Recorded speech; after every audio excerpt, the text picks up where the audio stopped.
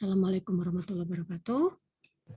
Waalaikumsalam warahmatullahi wabarakatuh.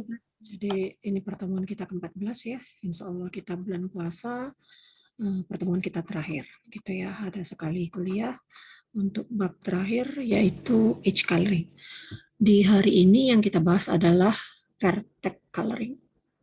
Ya, pewarnaan vertex. Baiklah, sebelum mulai, Ibu panggil dulu seperti biasa. Santi Puji Lestari. Hadir, Bu. Dea. Hadir, Bu. Rizka. Hadir, Bu. Daita. Hadir, Bu. Ulta. Hadir, Bu. Diah Putri. Hadir, Bu. Anggraini. Hadir, Bu. Febrianti. Hadir, Bu.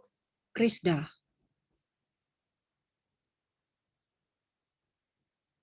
Vira. Tasha.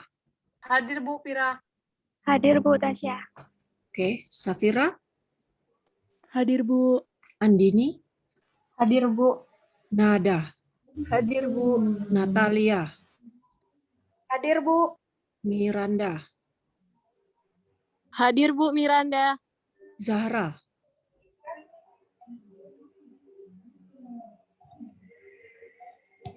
Rahma.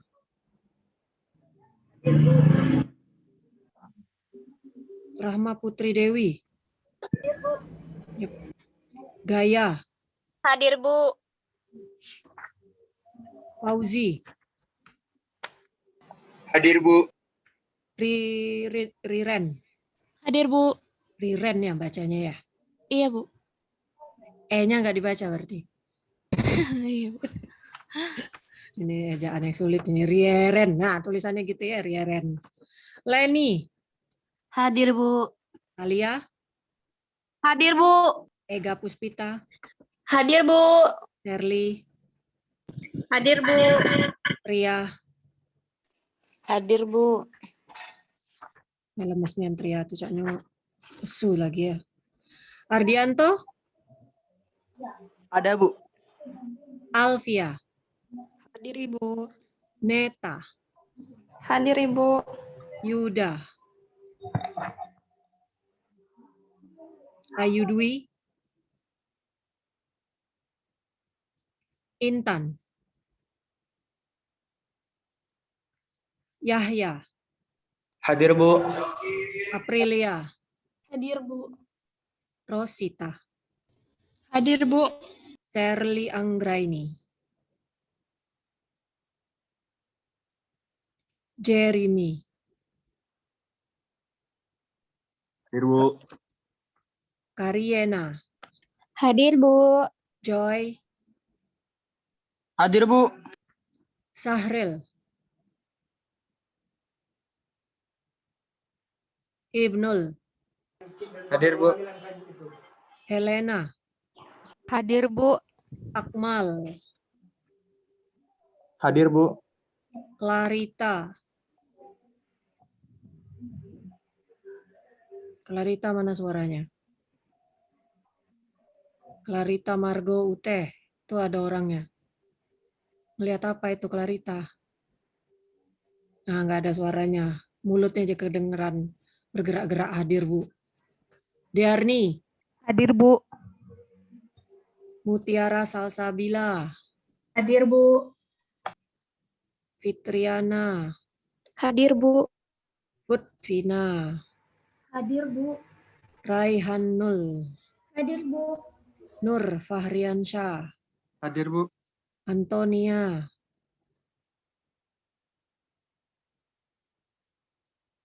Mutasya.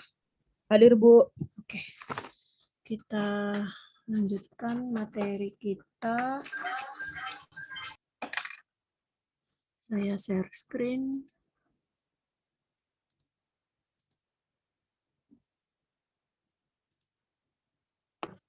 Maaf, Bu. Yep. Saya hadir Firza Rizky. Jadi telat, Bu, masuknya. Oh, telat. Iya, Siapa, Bu. siapa namanya? Rizda, Bu. Rizda Rizky.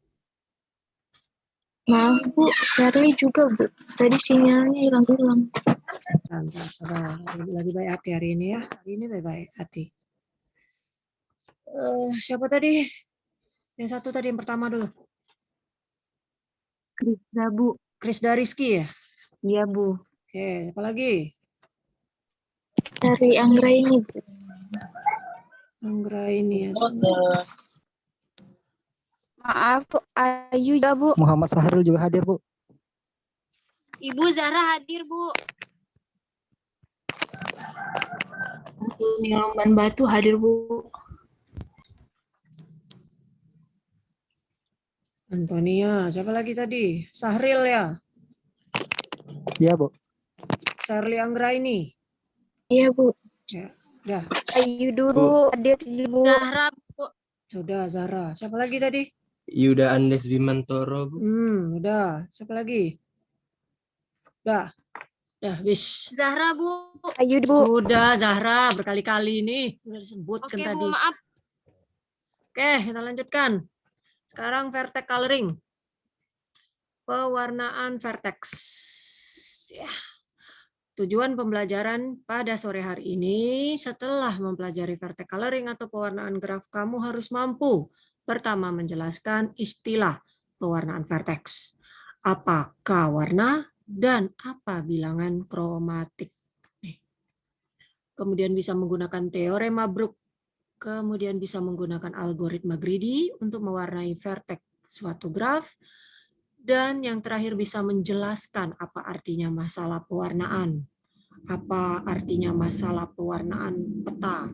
Dan apa artinya masalah dominasi. Dan bagaimana masalah-masalah tersebut bisa direpresentasikan sebagai masalah dekomposisi vertex. Jadi kita lihat yang pertama, masalah pewarnaan vertex. Ada contoh, masalah menyimpan zat kimia. Ada pengusaha zat kimia mau menyimpan zat kimia di gudang. Beberapa zat kimia itu kan kita tahu ada yang sangat bereaksi, sangat kuat kalau kontak dengan zat kimia lain. Oleh karena itu, pengusaha itu harus memutuskan, membagi gudang menjadi sejumlah area sehingga memisahkan pasangan zat kimia yang berbeda itu tidak dalam gudang yang sama. Di tabel setelah ini asterik atau bintang itu menunjukkan pasangan zat kimia yang harus dijauhkan. Nah, yang kita ingin tahu berapa jumlah area terkecil yang diperlukan untuk menyimpan zat kimia tersebut secara aman. Karena apa? Kalau terlalu banyak zat kimia terlalu banyak gudang yang diperlukan, itu kan tidak menghemat biaya juga, apalagi ini berhubungan dengan perusahaan gitu. Maka perlu pemikiran yang betul-betul didalami. Nah, itu jadi ada zat kimianya A sampai G, ada 7. Tanda bintang tadi menunjukkan bahwa kedua pasangan zat kimia itu harus dijauhkan. Jadi ini nggak boleh. A nggak boleh dengan B, A nggak boleh dengan C, nggak boleh dengan D, nggak boleh dengan G. Jadi pertama kita catat bahwa zat kimia A, B, C, D itu harus berada di area yang terpisah. Jadi setidaknya kita tahu sudah perlu 4 nih tempat. Ya kan? 4 tempat. Gitu. Kenyataannya 4 tempat itu cukup. Seperti di gambar berikut ini tunjukkan, di graf ini berikut. Ini tunjukkan. Vertex itu menunjukkan 7 zat kimianya. 2 vertex akan terhubung dengan busur kapanpun zat kimia tersebut harus dibiarkan terpisah.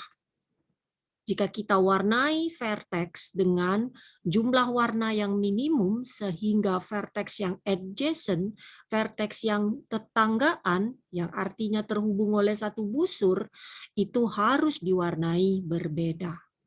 Kita peroleh bahwa 4 warna diperlukan, seperti ditunjukkan oleh angka setelah tulisan vertex di graf berikut ini. Warna 1, 2, 3, 4 menunjukkan 4 warna yang diperlukan. Nih. Jadi A ini diwarnai 1, karena 1 dia adjacent dengan C, A itu adjacent dengan C, A adjacent dengan D, A adjacent dengan B dan G, maka warnanya berbeda. Kalau ini di assign 1, berarti ini 2, dan ini harus 3, dan ini harus 4, gitu ya. Ini nggak apa-apa sama-sama 4, karena dia tidak adjacent antara D dengan G, ini nggak adjacent. Jadi yang adjacent, yang tetanggaan itu harus warnanya berbeda. B dengan C itu tetangga, jadi dia warna berbeda. Akan lebih menarik juga kalau menuliskan pewarnaan graf ini menggunakan pena atau pensil warna-warni, itu pun bagus gitu. Jadi terlihat sekali cantiknya, terutama kalau untuk catatan sendiri. Kalau ibu dulu kebiasaannya selalu seperti itu. Gitu. Tapi kalau untuk menghemat, wah Bu susah sekali kalau penanya yang ada cuma merah, biru, hitam, 3 warna. Lebih dari itu susah nyarinya Bu. Bisa beli spidol ataupun ya kalau susah ya terpaksa dengan pewarnaan seperti ini. Dituliskan angka-angkanya. Ya.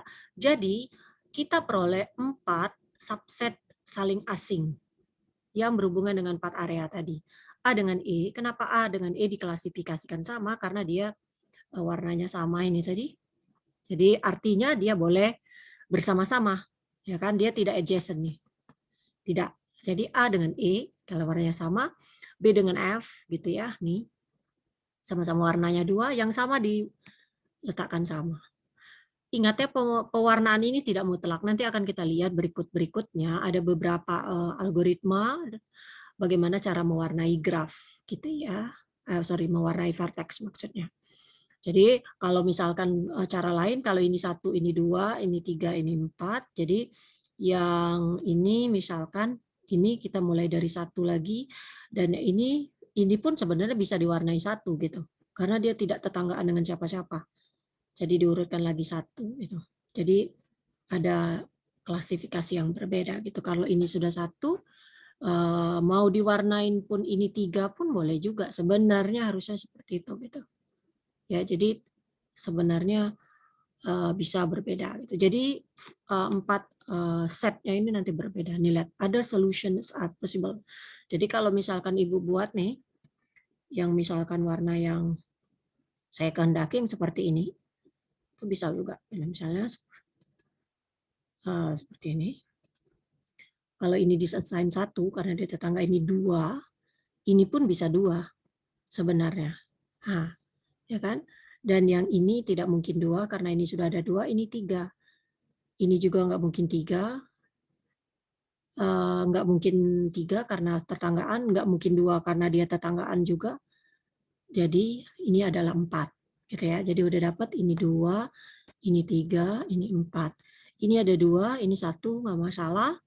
Ini ada 2, ini 3, nggak masalah juga. Dan ini ada 2. Sehingga kita bisa peroleh subsetnya berbeda. A-nya adalah A1 adalah A dengan E, kemudian satunya lagi yang warnanya 2 adalah B dengan G, kemudian warnanya 3 ada warna 2 ya ada 3 nih, B, E, G, B, E, G. Nah, kemudian warna 3 itu ada 1 sendirian C, kemudian D juga sendirian. Bisa juga seperti itu. Jadi banyak sekali kemungkinan. Oke. Makanya nanti ada algoritma yang menetapkan bagaimana cara mencari warna. Kita lihat sekarang bilangan kromatik. Penugasan warna pada contoh zat kimia tadi ada definisinya. Jadi kita berbicara G yang grafnya sederhana. K warna dari G adalah penugasan paling banyak K warna dari vertex G. Sedemikian sehingga vertex yang adjacent itu warnanya berbeda. Jika G punya K warna, maka G disebut K yang dapat diwarnai. Bilangan kromatik dari G, jadi kalian bisa tulis nih, K coloring boleh, kalau kalian mau tulis begitu menyelesaikan soal 4 coloring boleh, 4 warna boleh, atau 4 colorable pun boleh. Ya, sekali lagi Ibu nyatakan mau pakai bahasa Inggris, mau pakai bahasa Indonesia boleh itu. Separuh-separuh boleh gitu. Kalian belajar bahasa Inggrisnya gitu ya. Ingat, di angkatan 2021 kalau jadi kurikulum itu maka bahasa Inggris tidak akan, kalau mungkin Ibu sudah pernah ngomong, bahasa Inggris bukan lagi menjadi mata kuliah MKP ya, mata kuliah wajib universitas. Mata kuliah wajib universitas hanya agama, Pancasila, kewarganegaraan, dan bahasa Indonesia. Selain itu nggak ada. Artinya apa? Bukan bahasa Inggris itu tidak diizinkan untuk dipelajari di universitas, tapi bahasa Inggris itu harus sudah mendarah daging. Sudah jadi life skill, bukan soft skill lagi. Ya, makanya kalau ibu sih dari dulu-dulu PPT saya, textbook saya bahasa Inggris. Supaya mahasiswa terbiasa, walaupun enggak terbiasa juga sih. Masih takut juga tetap. Tapi kayak gitulah keadaannya. Kalau takut, ya susah. Jadi karena sudah life skill, kalau mahasiswa merasa kurang dengan kemampuan bahasa Inggrisnya, harus terus berlatih. Kalaupun perlu bimbingan, maka mahasiswa itu wajib assign sendiri ke lembaga bahasa. Berarti harus keluar biaya sendiri. Gitu, ya. Jadi karena kalian ini panjang langkahnya, masih lama juga gitu, enggak serta-merta tahun ini tamat juga gitu. Jadi itu tetap diperhatikan. Beruntung juga gitu. Karena ibu juga merasa kuliah bahasa Inggris di masa saya S1 kurang banyak gunanya. Apalagi dengan dosen saya yang dulunya seperti itu. Enggak pernah ngajarin. Tiap hari tugas saja terus. Ya. Jadi agak kurang.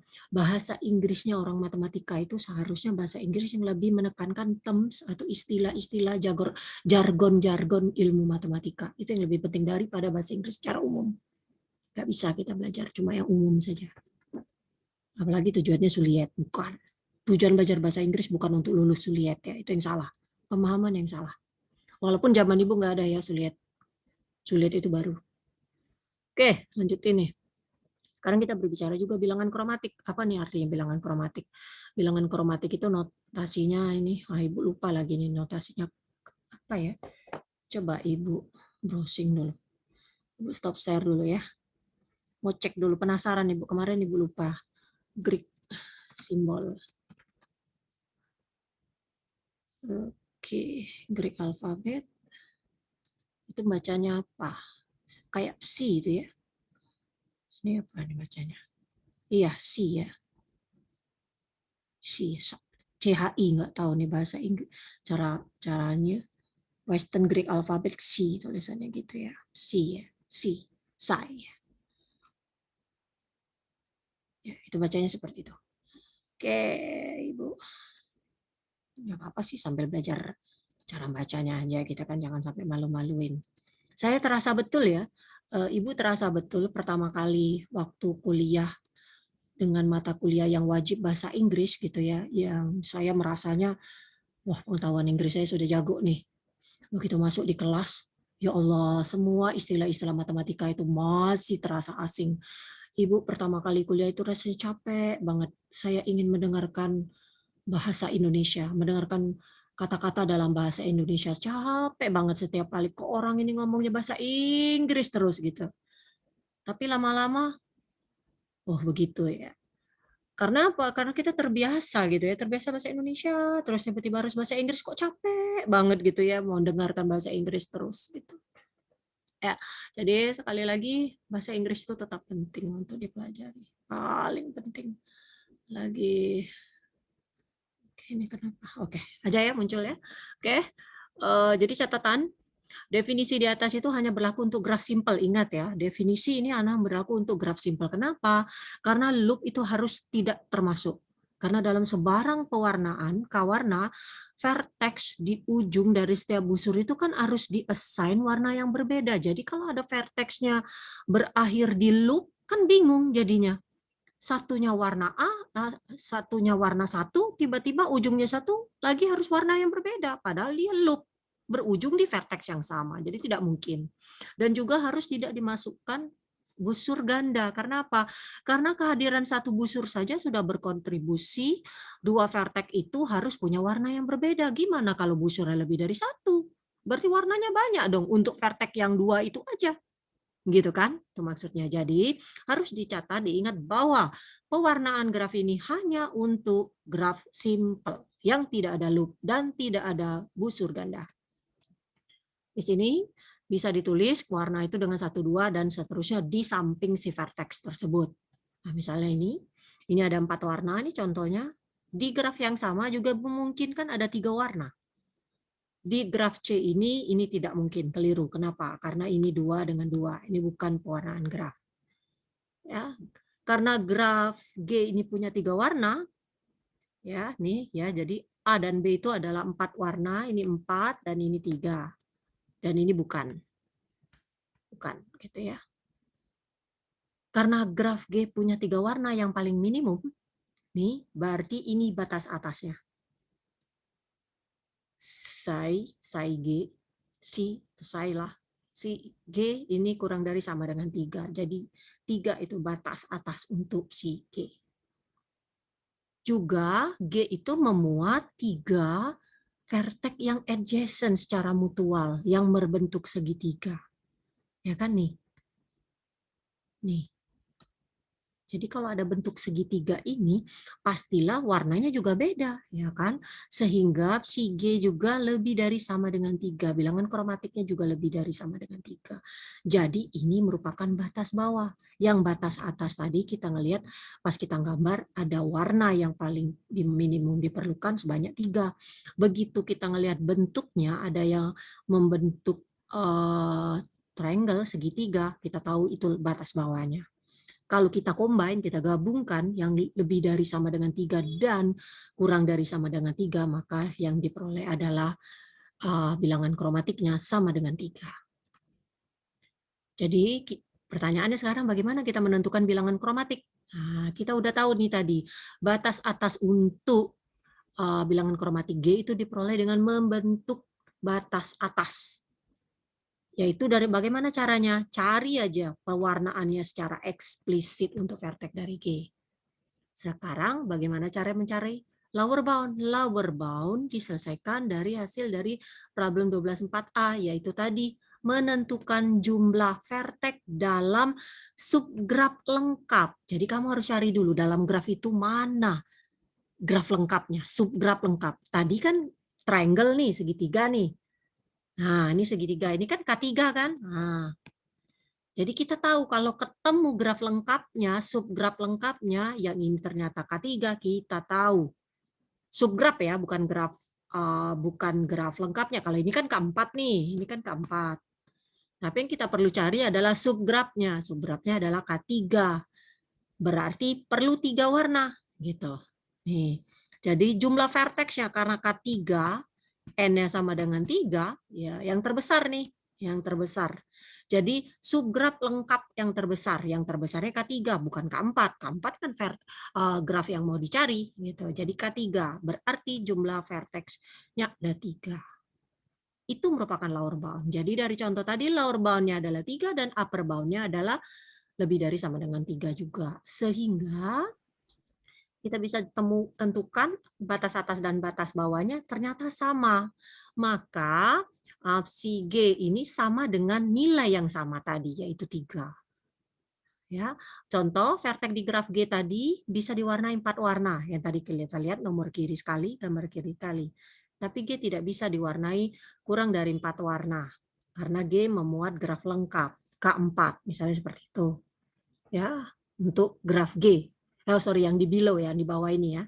Jadi combine-nya gini. Nah, ini gambar graf ini, subgraf yang terlengkap ini sudah ada nih, udah diwarnain ya. Sudah diwarnai secara eksplisit untuk upper bound. Berarti si G-nya adalah lebih dari sama dengan 4, ya kan? Nah, sekarang cari lower bound-nya. Lower bound-nya kan bentuk subgraf lengkap terbesar. Yang kita tahu nih ini. Ini kan K4 nih. Nah, K4 berarti N-nya juga 4. Berarti batas bawahnya adalah kurang dari sama dengan 4. Sama dengan ini sehingga kita bisa simpulkan si G-nya adalah 4. Ya. Tuh. Jadi akan tetapi ini batas atas ini biasanya kurang bagus kecuali kalau G-nya punya banyak busur. Pertidaksamaan ini menjadi persamaan yaitu sama dengan N bila G-nya adalah graf lengkap. Jadi kalau graf lengkap KN maka bilangan kromatiknya pasti N. Kita bisa improve, perbaiki upper bound ini jika kita tahu derajat vertex yang tertinggi di graf tersebut. Seperti teorema yang dicatatkan. Kalau G adalah graf simple yang punya derajat vertex maksimumnya D, maka si G-nya pasti kurang dari sama dengan D plus 1. Nah, ini buktinya dengan induksi matematika. Kalau untuk K1 berlaku benar. Kalau untuk XH ini D plus 1 Untuk simple graf H yang kurang dari n vertex. Kita mau tunjukkan berarti ininya benar untuk graf G dengan n vertex. Kita gambarkan nih contohnya, ini ada V nih ya. Derajat vertex maksimumnya di V, dan H ini ada gambar sebelah kanan adalah graf yang diperoleh dari G dengan meremove vertex V dan busur-busur yang insiden. Graf H pasti punya vertex kurang dari N, ya kan, karena sudah dihilangin tadi, dan derajat vertex maksimumnya D atau kurang, ya, D maksimumnya atau kurang. Jadi menurut asumsi ini berlaku. Ya, ini hanya akan dapat diwarnai D plus 1 warna. Sekarang kita bisa peroleh D plus 1 warna dari G dengan mewarnai V dengan sebarang warna yang tidak diberikan pada vertex yang adjacent ke V. Jadi paling banyak deh. Karena vertex ini bisa diwarnai dengan paling banyak D warna. Jadi terbukti si G ini kurang dari sama dengan D plus 1. Jadi statement ini berlaku untuk semua graf sederhana dengan memiliki vertex yang kurang dari N. Dan itu berlaku untuk semua graf simple dengan N vertex. Gitu ya. Jadi terbukti. Oleh karena itu, dengan menggunakan induksi matematika, prinsip induksi matematika, pernyataan ini benar untuk semua graf sederhana dengan n vertex. Ya, pembuktian lainnya ada di greedy algorithm. Sekarang kita lihat teorema Brook. Brook itu menyatakan seperti ini. Misalkan G adalah graf simpel yang terhubung, punya derajat vertex maksimumnya D. Kalau G itu tidak memiliki graf siklus dengan jumlah vertex ganjil atau juga tidak memiliki graf lengkap, maka si G-nya kurang dari sama dengan D. Ya. Untuk mengilustrasikan penggunaan teorema Brooks, kita pertimbangkan lagi graf yang ini tadi. Kita udah tahu nih, si G-nya lebih dari sama dengan 4, karena memiliki graf lengkap K4. Di lain sisi, G juga memiliki memenuhi kondisi teorema Brooks gitu ya. Dengan D-nya sama dengan 4. Jadi si G-nya kurang dari sama dengan 4. Jadi terbukti si G-nya sama dengan 4.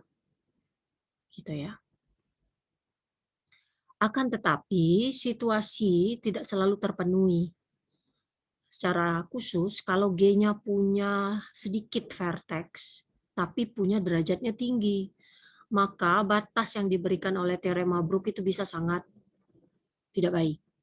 Misal, untuk graf bipartit yang di bawah ini, K112. Bila teorema Brook itu memberikan upper bound-nya, si G-nya kurang dari sama dengan 12, ya kan, derajat vertex tertinggi, yaitu ada di sini 12.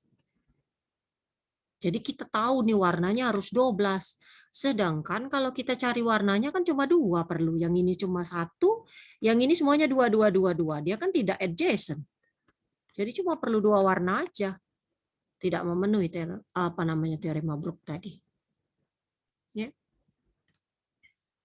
Jadi di sini ada definisi untuk menentukan bilangan kromatik si G dari graf sederhana G, kita coba menentukan batas atas dan batas bawahnya. Yang kalau nilainya sama, maka si G-nya adalah sama dengan nilai yang sama tersebut. Beberapa hal yang mungkin untuk batas atas. Pertama, jumlah warna, kalau kita selesaikan vertex coloring secara eksplisitnya. Yang kedua, jumlah N vertex dalam G. Yang ketiga, D plus 1, kalau D adalah derajat vertex maksimum dalam G. Itu batas atasnya. Dan bisa juga D. D adalah derajat vertex maksimum dalam G, asalkan G itu bukan graph cycle dengan N-nya ganjil. Atau G juga bukan KN. Ya, bukan graf lengkap. Yaitu teorema Brook. Jadi itu 4 choice, 4 pilihan untuk menyatakan upper bound. Yang berikutnya, kalau lower bound lebih dikit, batas bawah lebih dikit. Cuma jumlah vertex dari subgraf lengkap terbesar dalam G.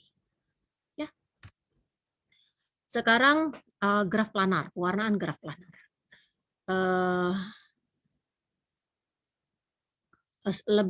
Tampaknya lebih alami kalau kita mau menggambarkan, kalau kita mau menyatakan bahwa semakin rumitnya graf, maka semakin banyak warna yang diperlukan untuk mewarnai vertex-nya. Di sini akan diperlihatkan bahwa pernyataan itu keliru untuk graf planar. Bilangan kromatik untuk sebarang planar itu kecil saja, dikit aja gitu. Di sini ada namanya 6 color theorem for planar graph.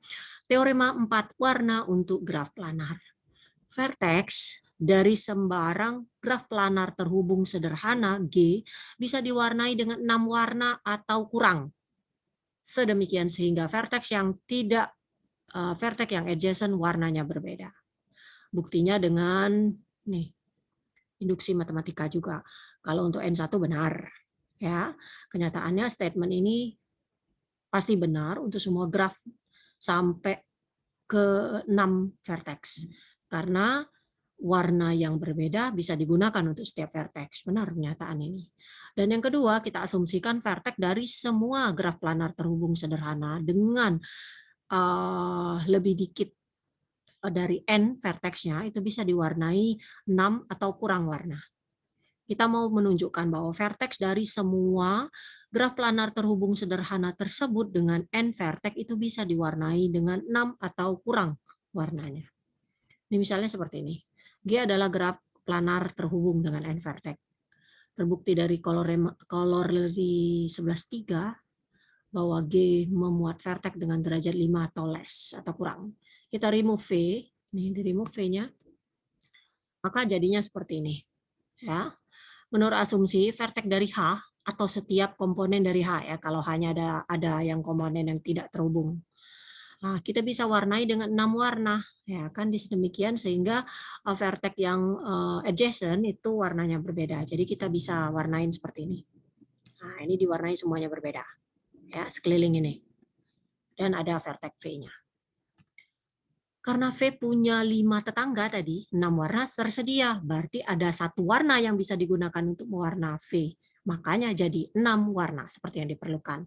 Jadi pernyataan itu benar untuk graf planar terhubung sederhana simple dengan vertex kurang dari N. Ya. Kemudian dilanjutkan ada lagi teorema 5 color theorem. Jadi untuk pewarnaan teorema 5 warna. Sama, pernyataannya bisa diwarnai 5 atau kurang. Caranya seperti apa? Tetap untuk N1 berlaku, sekarang masih yang sama nih. Nih, kita remove juga untuk yang step 2-nya, pembuktiannya, kita warnai seperti itu juga. Menurut asumsi, vertex dari H, ini tadi kan udah diwarnai nih. Vertex dari H ini kan ada 5 warna nih sudah. Vertex dari H atau setiap dari komponen H kalau hanya tidak terhubung bisa diwarnai dengan 5 warna. Sedemikian sehingga vertex yang adjacent itu warnanya berbeda. Nah, sekarang kita catatkan ulang untuk vertex V. Karena tadi per teoremnya hanya menyatakan paling banyak 5 warna dan 5 warna itu sudah tersedia semua sehingga tidak ada warna lagi yang tersisa untuk V kecuali V-nya tidak dilingkungi, ya, tidak di surrounded, itu tidak dilingkupi oleh 5 vertex dengan warna yang berbeda. Jadi dalam hal ini tidak akan ada warna lagi yang tersisa, semuanya udah cukup 5 warna itu untuk di surrounded, dilingkupi oleh vertex lain di sekeliling V. Untuk mengatasi kesulitan ini, kita pertimbangkan hanya red dan green vertex-nya warna putih ini, green dan red ini. Yang adjacent dengan V, dan investigasi apakah akan ada lintasan dari vertex red dan green antara red vertex yang adjacent dan vertex green yang adjacent.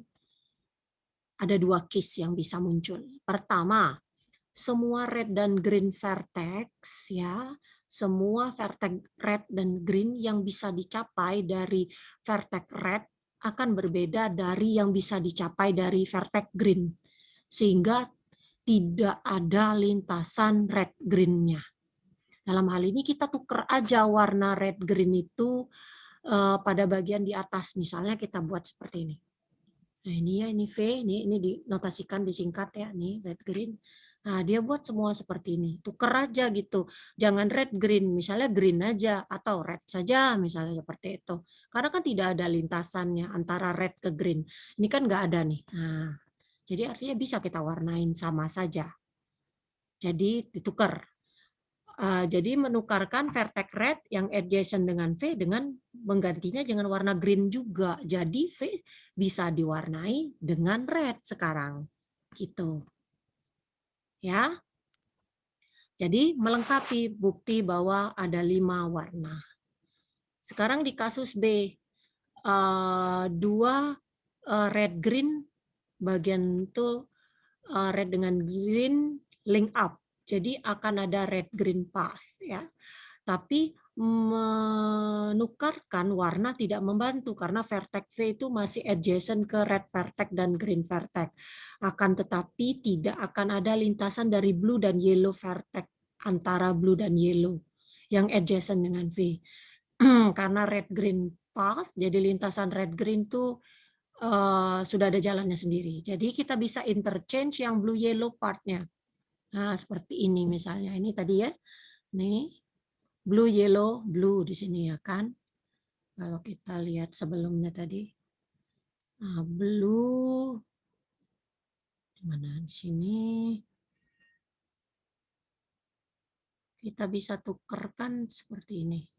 Dari sini tadi, nah ini blue yellow blue. Jadi kita interchange saja blue dengan yellow ini. Nah, ini. Misalnya di sini Y-nya, blue-nya di sini, jadi yellow-nya pindah ke sini, blue dan yellow. Jadi yellow-nya yang 2. Ya, jadi menggantikan blue vertex yang adjacent dengan V dengan yellow vertex. Jadi yang adjacent dengan sini kita gantikan dengan yellow saja sehingga V bisa dicolorkan dari blue. Karena yang ditukeran sini bisa blue. Begitu. Sama saja. Oke. Sekarang untuk for color tidak ada pembuktiannya. Jadi vertex yang dari graf planar terhubung sederhana itu bisa diwarnai dengan 4 warna atau kurang. Sedemikian sehingga vertex yang adjacent warnanya berbeda. Oke. Bagian berikutnya kita lihat sekarang algoritma pewarnaan vertex. Di sini algoritma termasuk algoritma greedy. Sekali lagi kalau kita kemarin belajar algoritma lintasan yaitu greedy. Kenapa dikatakan greedy? Karena pada setiap tahapannya selalu berusaha mencari yang terbaik. Tidak peduli bagaimana caranya, yang penting selalu mencari yang terbaik. Itulah makanya dinamakan tamak rakus tadi. Algoritmanya pertama, kita mulai dengan graf G dan ada list warna yang tersedia.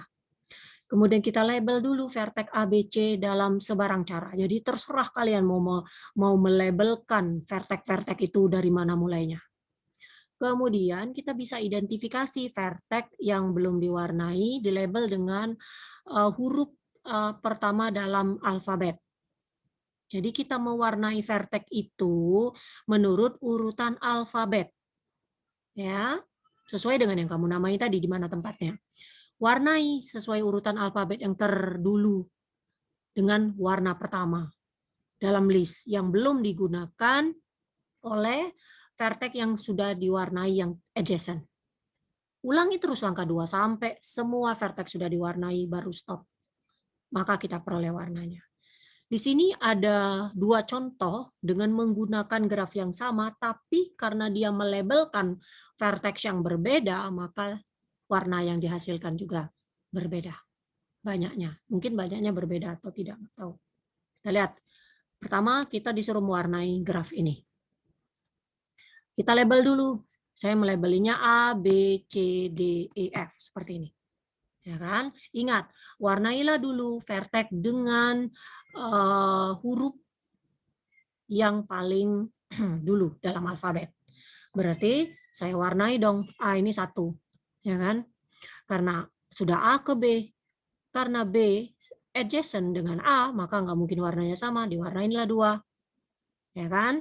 Dari B ke C, C tidak adjacent dengan A dengan B, maka bisa kita warnai 1 lagi. Kembali ke awal gitu ya. Kalau dia tidak adjacent dengan siapa-siapa, maka warnanya kembali lagi ke yang pertama. Kalau pertama nggak mungkin, ke yang kedua, dan seterusnya. Seperti itu. Kemudian dari C ke D, D tidak mungkin warnanya 1 karena dia adjacent dengan A, maka warna yang muncul adalah 2. Kemudian dari 2 tidak mungkin 1 karena adjacent dengan sini, tidak mungkin 2 karena adjacent dengan ini, maka yang muncul adalah 3 yang mungkin. Dari 3 ini ke F, tidak mungkin mewarnainya dengan 1 karena adjacent dengan 1, tidak mungkin mewarnai dengan 2 karena sama dengan 2, dan mungkin tidak dengan 3 juga karena di 3-nya adjacent, sehingga 4 warnanya. Seperti ini. Jadi ada 4 warna. Oke. Berikutnya, sekarang kalau saya warnai dengan label yang berbeda. A-nya di sini, A, B, C, D, E, F. Oke, maka pertama kalau dengan warna yang ini warnanya 1 dulu. Kemudian B. B tidak adjacent dengan A, berarti bisa warnanya 1 juga. Kemudian B dengan C tidak adjacent juga, berarti warnanya juga bisa 1. Ya kan, tidak adjacent dengan siapa-siapa yang sudah diwarnai. Kemudian D, nggak mungkin 1 karena sudah ada 1, ini 2. Kemudian D, tidak akan mungkin 1 karena adjacent dengan B, dan tidak akan mungkin 2 karena warnanya sudah ada sama dengan D, maka ini 3. Kemudian F, F itu adjacent dengan 1, nggak mungkin, ini juga 1. Ini 3, tapi tidak ada 2, jadi bisa 2. Cuma seperti ini. Ya. Jadi cuma 3 warna yang perlu. Gitu. Jadi catatan di contoh ini yang ternyata bilangan kromatiknya ada 3. Jadi ilustrasi B yang tepat. Ya.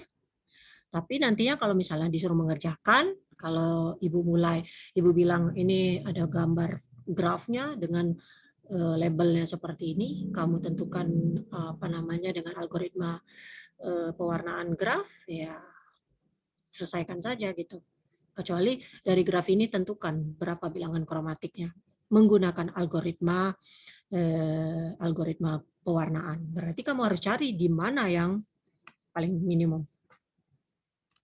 Oke, sekarang kita punya teorema ini. Untuk sebarang graf G ada pelabelan vertex di mana algoritma greedy menghasilkan pewarnaan graf dengan G color-nya. Dengan bilangan kromatiknya warnanya. Outline proof-nya, ini outline saja.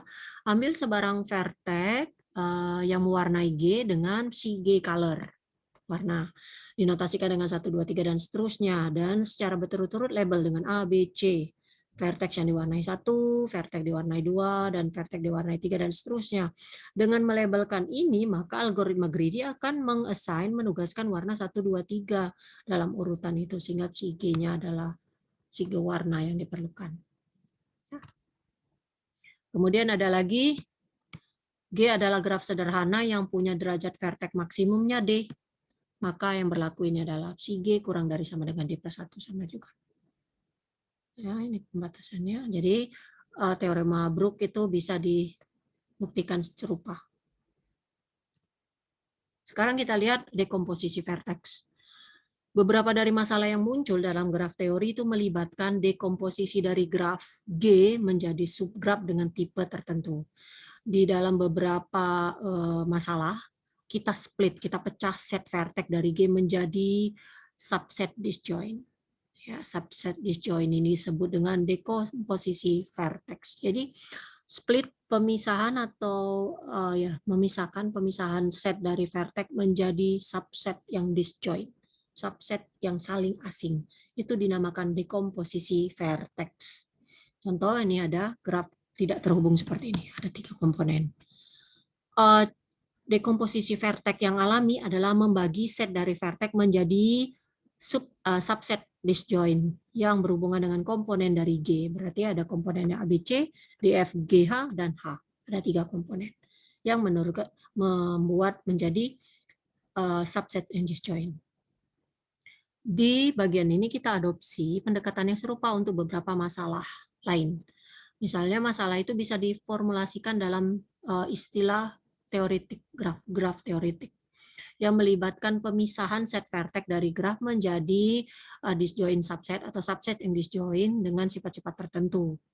Di sini kita bisa nanti mengamati kesamaan antara masalah yang kelihatannya berbeda dan bisa kita klasifikasikan dan kita bisa memperoleh sudut pandang dari kealamian tipe yang berbeda tadi. Pertama kita lihat masalah storing chemical tadi.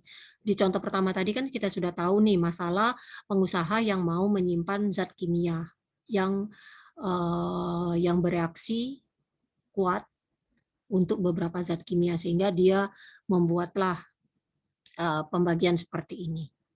Jadi vertex yang menunjukkan, jadi untuk menentukan jumlah area yang terkecil yang diperlukan untuk menyimpan zat kimia secara aman, digambarkanlah graf. Vertex menunjukkan zat kimia, dua vertex dihubungkan oleh busur bila zat kimia tersebut harus dijauhkan atau dibiarkan terpisah. Kita lihat bahwa penunjukan zat kimia pada area, pada tempat adalah pewarnaan vertex, di mana warna menunjukkan area. Jadi warna memberikan hal menjadi masalah dekomposisi vertex. Jadi pewarnaan yang tadi itu sebenarnya masalah dekomposisi vertex dari graf di mana tidak ada dua vertex dalam subset yang sama akan adjacent. Jadi A dengan E ini kan tidak adjacent, warnanya sama. Ya kan? Sama-sama satu tadi kan kalau di bahasan yang tadi. Nih sama-sama satu. Dan dia tidak adjacent. Jadi vertex dekomposisi itu dia tidak adjacent. Jadi the same. Jadi kalau dia vertex itu berada dalam subset yang sama, berarti vertex tersebut tidak adjacent. Jadi A, E, B, F, C dan D, G. Sehingga vertex dekomposisinya adalah seperti ini. Jadi 4 subset menunjukkan zat kimia dalam 4 area. Dalam masalah ini, jumlah subset minimum yang diperlukan merupakan bilangan kromatik dari graf tersebut. Ya kan? 1, 2, 3, 4. Ada 4 bilangan kromatiknya. Oke? Sekarang kita lihat map coloring. Pewarnaan peta. Di sini bagaimana masalah ini timbul? Kita mau menentukan nih jumlah terkecil warna yang diperlukan untuk mewarnai negara dari map, dari peta, sedemikian sehingga dua negara yang punya batas yang sama itu warnanya berbeda. Hal ini untuk membuktikan, untuk memudahkan kita membedakan antara beragam negara dan termasuk juga melokasikan boundary batasnya. Makanya kalau kita lihat di globe gitu ya, kan warnanya berbeda-beda gitu. Di antaranya itu. Ya. Ini misalnya ada peta dari USA yang tidak termasuk Alaska dengan Hawaii karena pulau sendiri ya kan. Jadi warnanya berbeda pun nggak masalah gitu. Jadi seperti ini. Jadi berapa warna yang diperlukan gitu. Tidak bisa diwarnai hanya 3 warna karena 3 warna itu diperlukan dari ring, tidak ada yang cuma perlu 3 warna. Di sini ada ring of 5 state ya yang surrounding Nevada. Kita lihat Nevada nih. Nih 1, 2, 3, 4, 5 nih. 5 ringnya. Cincin itunya. Ya, yang 5 state yang melingkupi Nevada. Jadi setidaknya perlu 4 warna setidaknya. Akan tetapi memang bisa diwarnai hanya dengan 4 warna. Nih ya kan. Ini warnanya berbeda ya sebenarnya nih 1, 2, 3, 4 ya. Jadi ini warna dengan ini sama gitu kan. 1, 2, 3, 4. 1, 2, 3 dan ini warnanya berbeda itu enggak atau warnanya sama. 1 sepertinya berbeda itu karena ininya aja. Jadi ada 1 warna, 2 warna, 3 warna, ini kan 3 warna. Nah, ini warna 1, warna 2, warna 3 dan ini warna 4. Jadi cuma perlu 4 warna saja. Itu ya. Kita bisa nyatakan situasi ini sebagai masalah pewarnaan vertex dengan mempertimbangkan masalah dual di mana setiap state itu kita tunjukkan sebagai vertex. Jadi state-nya jadi vertex dan 2 vertex akan terhubung kalau state itu berbagi batas, ya batas negara, batas state ya. State itu negara bagian ya. Kalau kita sih kayak kita provinsi gitu ya, provinsi. Jadi berbagi batas gitu. Kalau kita di Indonesia agak sulit, mudah betul gitu kalau menggambarkan map coloring gitu ya, karena kita kan terpisah-pisah, nggak kalau kayak Amerika ini kan satu kelompok gitu. Kita bisa misalnya mencoba map coloring itu untuk globe gitu, untuk Asia, misalnya Afrika dan lain sebagainya. Nih seperti ini jadi ya diwarnainnya. Jadi Nevada tadi perlu cuma 4 warna gitu ya. Nih 1, 2, 3, 4. Nah nih, dia warnanya sama ini dengan ini. Kemudian ini dengan ini, 1, 2, 3, dan ini sendiri. Ini warnanya ya. Gitu. Jadi pewarnaan dari vertex dari graf membagi set vertex itu menjadi 4 subset disjoints. Jadi berhubung dengan 4 warna. Jadi sederhana untuk membuktikan bahwa sebarang peta bisa diwarnakan dengan 6 warna, sehingga negara yang bertetanggaan warnanya beda. Bukti ini sebenarnya dual dari pembuktian di teorema 12.3 tadi. Kalau sedikit usaha, kita bisa tunjukkan bahwa sebarang map bisa diwarnai 5 warna. Bisa juga tetap diwarnai 5 warna, bukan 4 warna gitu ya. Ya, jadi dual, tetap dualnya juga dari pembuktian teorema 12.4. Ya. Kemudian dekomposisi vertex, masalah ini muncul di situasi yang melibatkan planning tour. Jadi merencanakan tour. Misalnya refuse collection gitu ya. Sampah rasanya, refuse ini. Ada rute, jadwal rute untuk koleksi sampah, itu lorinya, truknya gitu, di organize, diatur. Rute hariannya harus berbeda dari Monday to Saturday-nya. Beberapa tempat itu perlu dikunjungi malah lebih dari 1 kali seminggu. Tidak ada rute yang terlalu panjang atau terlalu singkat. Setiap lori, setiap truk itu harus digunakan pada setiap hari kerja, dan setiap site, setiap tempat itu harus dikunjungi sejumlah berapa kali. Bagaimana kita menjadwalkannya? Gitu. Masalah ini sebenarnya agak sulit gitu dipertimbangkan di sini. Jadi cuma dilihat salah satu aspeknya saja. Kita investigasi apakah mungkin mengatur jadwal sedemikian sehingga tidak ada 2 lori atau 2 truk yang berbeda itu mengunjungi site yang sama. Jadi kita bentuk graph tour di mana setiap vertex itu menunjukkan rute, ya. Jadi vertexnya rute. Dan 2 vertex yang dihubungkan oleh busur menunjukkan bahwa rute yang dimaksud punya tempat yang sama. Nah, jadi kalau 2 vertex itu terhubung oleh busur, berarti 2 vertex itu berarti rute tadi. Jadi vertex itu menunjukkan rute, berarti 2 rute itu memiliki tempat yang sama yang dikunjungi. Jika vertex dari graph tour ini bisa diwarnai dengan 6 warna yang menunjukkan hari, dari Monday to Saturday ada 6 nih, maka vertex yang adjacent bisa diwarnai berbeda.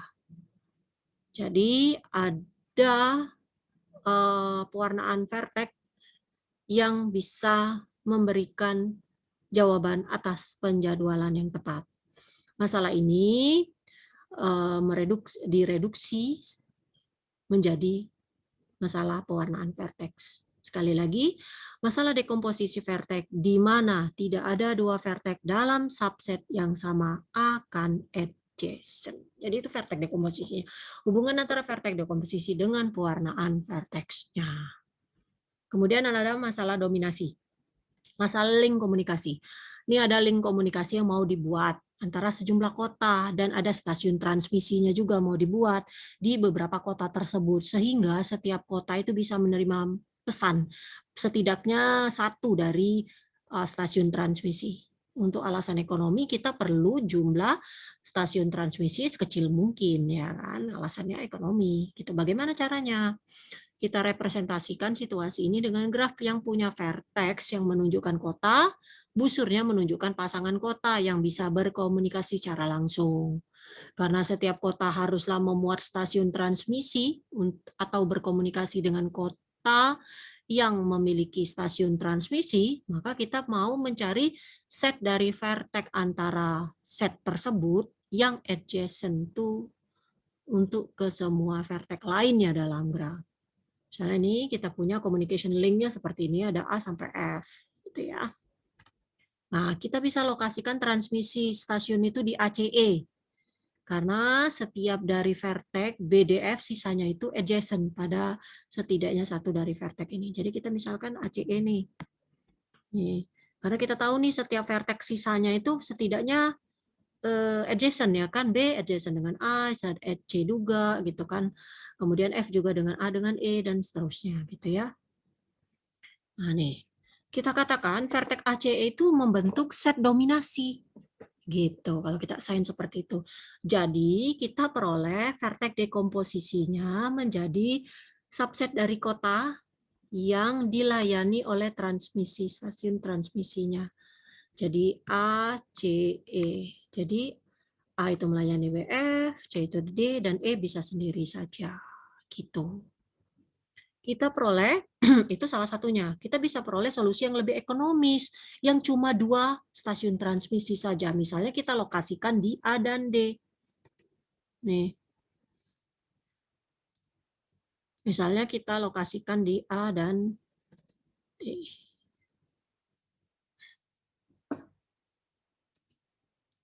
Nih, A dan D saja. Maka, nih misalnya di A dan D. Kita tahu nih, gitu ya, di A dan D, maka yang terbentuk adalah nih, ya kan? Lebih ekonomis. Oleh karena itu, setiap dari vertex lainnya, yaitu B, C, E, F, itu adjacent setidaknya ke salah satu vertex tersebut. Jadi, A dan D yang membentuk set dominasi yang ternyata lebih kecil dari yang sebelumnya. Sehingga vertex dekomposisi vertexnya menjadi seperti itu, A, B, F, D, C, E. Jadi ini kan karena ini yang terhubung salah satunya dengan A cuma satu ini dan CDE juga satunya ini saja. Jadi ada 2 vertex dekomposisi. Nih. Tidak ada set dominasi yang terdiri dari satu vertex saja seperti di contoh sebelum ini tadi. Sehingga kita katakan vertex A dan D membentuk set dominasi yang minimum. Jumlah vertex dalam set dominasi minimum adalah bilangan dominasi. Jadi dalam hal ini bilangan dominasinya adalah 2. Ya. Ini ada 2, 1, 2. Ya, ini hitung setnya. Oke.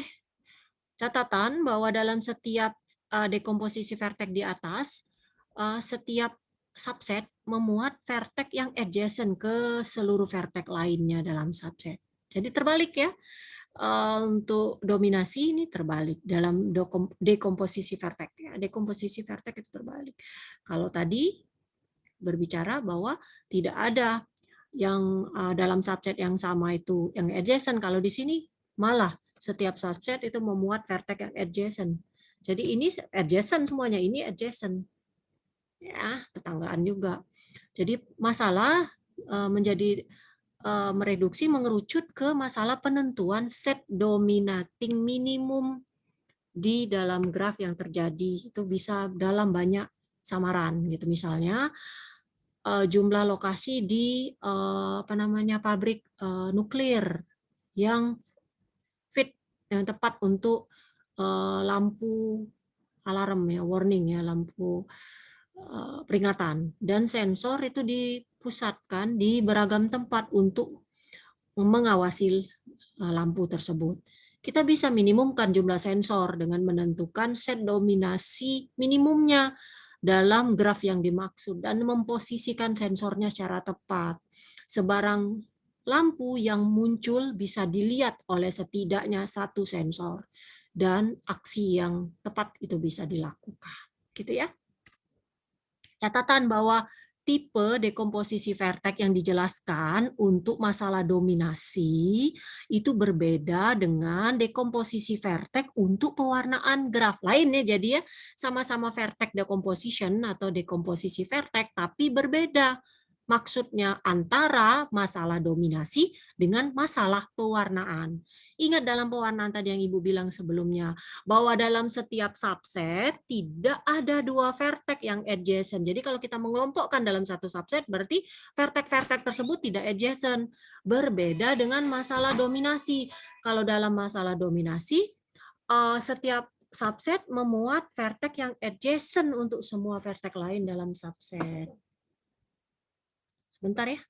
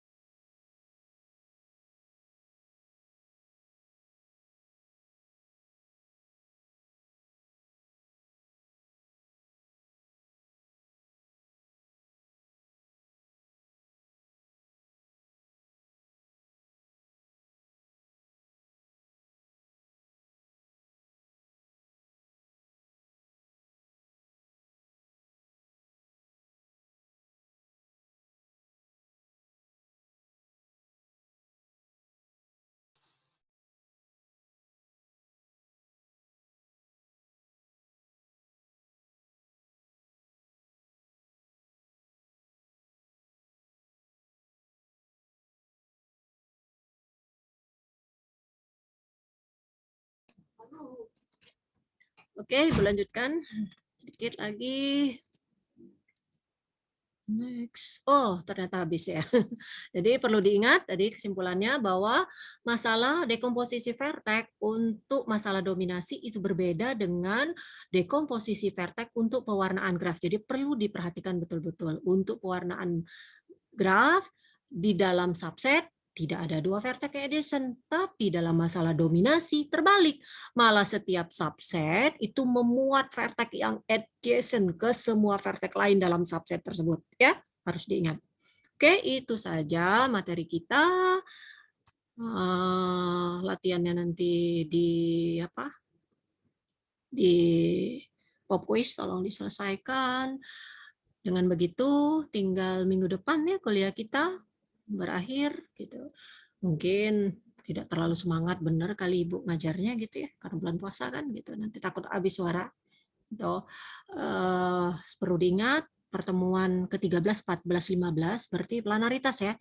Planaritas, vertex coloring dan edge coloring merupakan materi dalam UAS. UAS-nya juga tetap seperti biasa jam kuliah. Ya. Karena kita sudah mau mendekati bulan puasa, Ibu mengucapkan selamat menyambut puasa bagi yang bukan merayakan ya, bagi yang akan menjalankan gitu ya. Mohon maaf lahir batin, walaupun kita tidak pernah ketemu gitu ya. Pernah ketemu ya kuliah apa ya, geometri mungkin ya. Kayaknya itulah yang umum-umumnya Ibu ajar atau KPB ya. Nah, gitu. Jadi mohon maaf lahir batin kalau selama perkuliahan kita secara online ini banyak hal yang tidak berkenan gitu ya. Semoga dengan menjelangnya bulan puasa yang akan datang ini kita semakin bertakwa gitu dan selalu sehat-sehat saja. Sehingga kalau nanti pun kita masih bertemu offline, insya Allah kalau memang program itu dijalankan semester depan gitu bisa sesekali bertemu mungkin ya. Gitu. Itu saja dari Ibu. Ibu tutup sampai ketemu hari Jumat depan insya Allah. Assalamualaikum warahmatullahi wabarakatuh. Waalaikumsalam. Terima kasih.